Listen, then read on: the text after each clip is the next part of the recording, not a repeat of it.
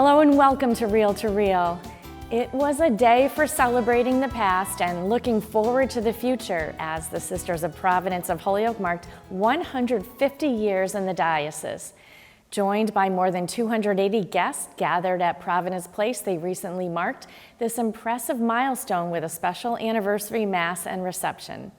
Rebecca Drake was there as the women religious and the diocese marked a century and a half of compassionate care here in Western Massachusetts. Orphans wandering the streets alone, mill workers living in overcrowded, unsanitary conditions.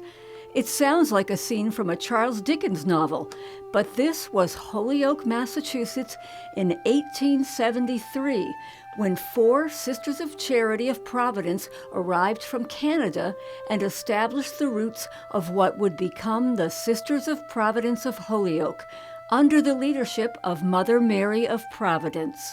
Mother Mary of Providence was known for her just dynamic energy and vision. Within the first 15 years of her leadership, the Sisters of Providence established 20 works of charity. And these were not small things. These were hospitals, nursing homes, homes from working girls, and orphanages.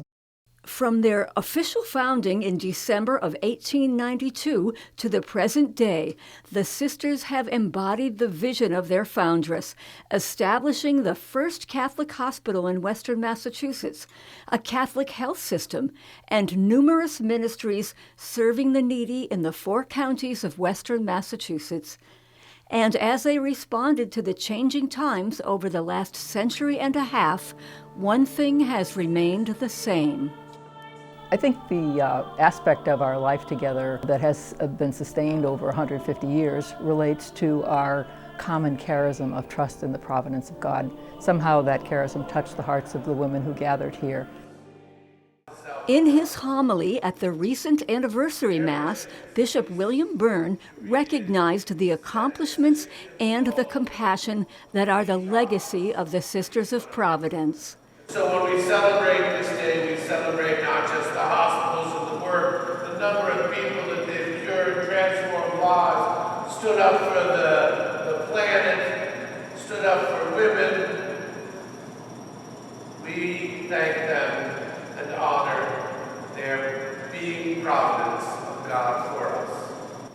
The bishop also praised the sisters' earthly talents, which allowed them to bring Christ's love to those who needed it most. They've also been the brains and the bronze of the whole operation. They've built and designed each and every institute, raising the money themselves. For Sister Popko, the anniversary is also a time for gratitude and for looking toward the future. We won't have big buildings on the top of a hill anymore, but we'll probably have dynamic networks of groups of committed women religious around the world that will continue to carry on the charism of religious life. The sisters are thankful for all who have embraced the spirit of providence, both religious and lay people. And as we stood on their shoulders, I've also been thinking of the profound gratitude I have for the men and women who are now standing on our shoulders. I see them every day working here so diligently and with our spirit and with a real sense of our legacy. And now it's a new day. And our hope is, and my prayer is that it will continue with the energy and with the intent that we Sisters of Providence have for it. And I think that's the best we could ask.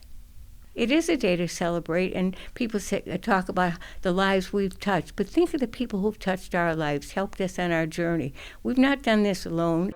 Among those people who have touched the sisters' lives are those they have served, the ones that Sister McCleary calls the heroes.